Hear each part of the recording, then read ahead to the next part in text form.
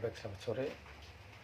Saya mahasiswa Universitas Nusa Cendana, nama lengkap Leonardus F. Paulanga, jurusan Sosiologi semester 7. Dan pada kali ini saya ingin mereview buku ke-16 tentang memahami ras dan hubungan etnis. Mata kuliah kajian seminar masalah-masalah sosial. Langsung saja, penelitian tentang kaum minoritas. Amerika bangga diri sebagai bagian dari bangsa imigran.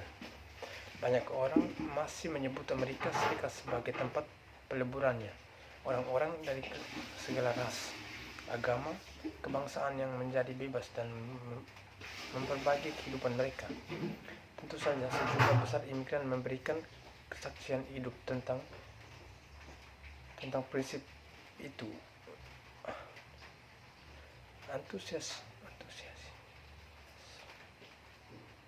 Antusiasme mereka terhadap negeri mereka sebagai anak angkat nyata dalam wawancara lisan yang tak terhitung banyaknya di Pulau Ellis dan tempat-tempat lain.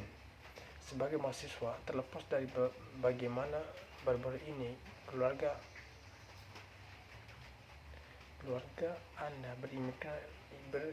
berimigran ke Amerika Serikat, sebagai besar dari Anda juga memberikan bukti tentang impian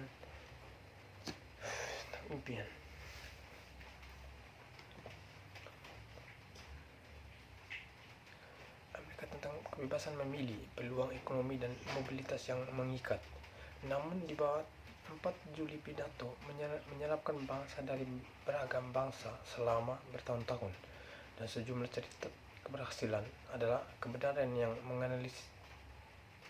menggelisahkan.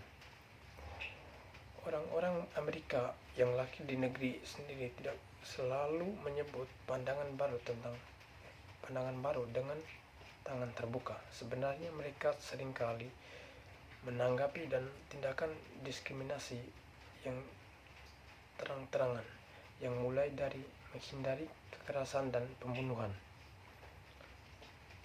Perlakuan dominan kelompok pribumi kulit hitam dan penduduk asli Amerika menggambarkan kegigihan penaklukan dan ketidaksetaraan yang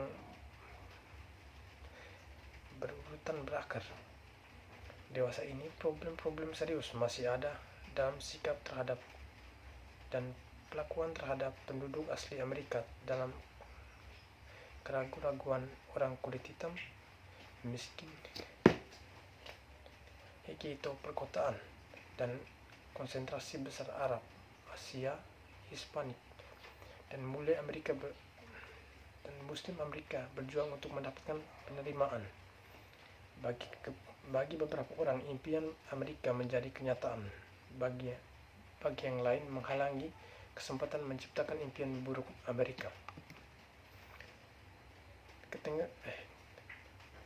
Ketegangan dan permusuhan antara etnik di perbatasan suatu bangsa merupakan fenomena sedunia yang bermula dari ribuan tahun yang lalu hingga sekarang. Dalam beberapa tahun terakhir, kita telah menyaksikan kekerian dari pembunuhan teroris di Afghanistan, Indonesia, Irak, Pakistan, Filipina, Spanyol, Turki, dan Amerika Serikat. Fraksi-fraksi agama di India dan Timur Tengah masih menyimpan kebencian yang hebat terhadap satu sama lain, sehingga kekerasan terus meletus secara sporadis.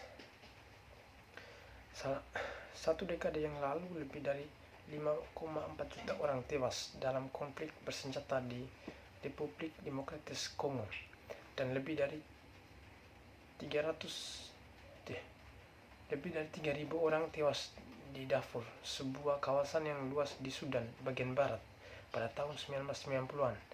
Orang Kristen Ortodoks Serbia diperkirakan membunuh sekitar 60.000 Muslim Bosnia atas nama pembersihan etnis, dan orang Serbia membunuh ribuan orang Albania etnis di Kosovo yang memicu aksi militer oleh NATO. Peperangan suku antara suku Hutu dan Tutsi di Rwanda mengarah ke pembantaian ratusan ribu orang pada tahun 1980-an. Perang berdarah berkecamuk antara suku Hausa, Igbo, dan suku Yoruba di Nigeria, dan warga Irak membunuh ratusan orang Kurdi dengan gas beracun. Beberapa tahun sebelumnya, pertumbuhan daerah yang mengerikan di antara orang-orang Kamboja, orang Cina, orang Laos, dan orang Vietnam membuat dunia ini ngeri. Di tempat lain, kaum minoritas lain seperti warga India Barat di Inggris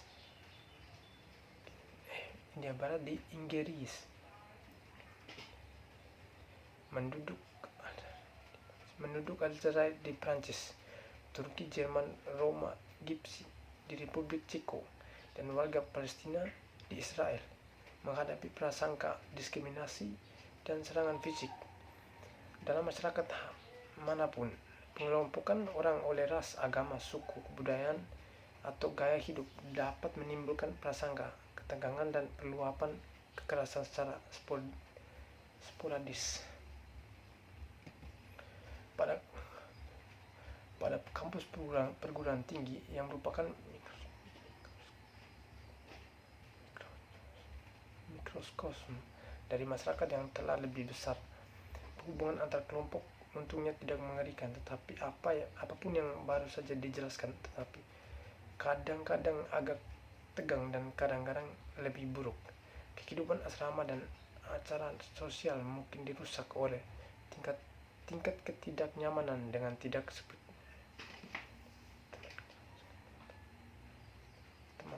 sekaman atau oleh argumen keluhan perkelahian, vandalisme, dan kasus-kasus pelecehan lisan yang meletus akibat interaksi antara budaya atau antara ras yang menegang. Akan tetapi, yang paling umum adalah tabel-tabel kriteria terpisah atau pengelompokan kelompok-kelompok minoritas tertentu di daerah kampus yang lain, yang menggambarkan aksiologis seperti suka dengan suka. Situasi yang tampaknya tidak berbahaya ini bagaimanapun adalah indikator komunitas pengaruh tinggi yang kurang kompak, di mana penginderaan dan terbatasnya interaksi sosial dapat menyebabkan isolasi sosial, mengurangi penerimaan yang berbeda dengan yang lain sebagaimana setara. Orang-orang dari kelompok yang dominan biasanya membebaskan diri mereka dari kesalahan atas rendahnya status dan masalah kelompok minoritas. Sebaliknya, menganggap hal ini sebagai kelemahan dalam kelompok itu sendiri. Misalnya, lambat dalam mempelajari bahasa atau kurangnya etos kerja.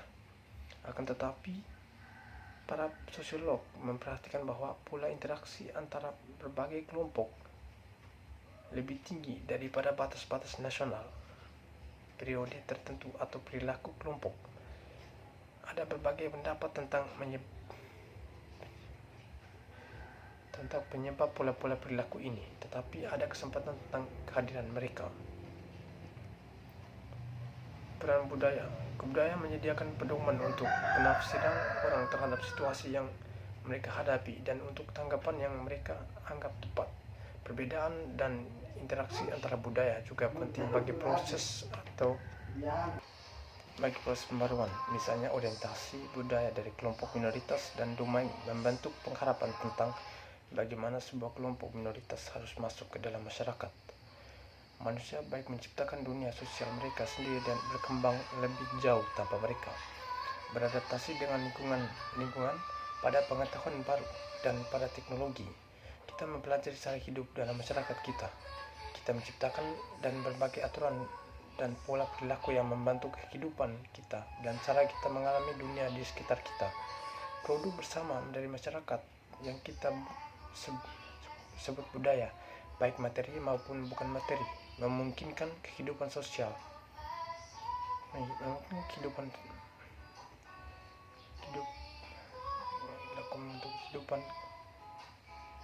kita dan cara kita mengalami dunia sekitar kita. Produk bersama dari masyarakat yang kita sebut budaya, baik materi maupun materi, memungkinkan kehidupan sosial dan memberikan makna pada kehidupan kita. Budaya material terdiri dari semua benda fisik yang diciptakan oleh anggota masyarakat dan makna-makna yang melekat padanya. Kebudayaan non-material terdiri dari ciptaan abstrak yang makna dan artinya dalam kehidupan, misalnya sikap, kepercayaan, kebiasaan, gagasan bahasa, norma dan lembaga sosial, serta nilai. Kalau begitu, kebudayaan terdiri dari semua elemen yang dibagi oleh anggota suatu masyarakat dan diteruskan ke generasi berikutnya. Baik, sekian dan terima kasih.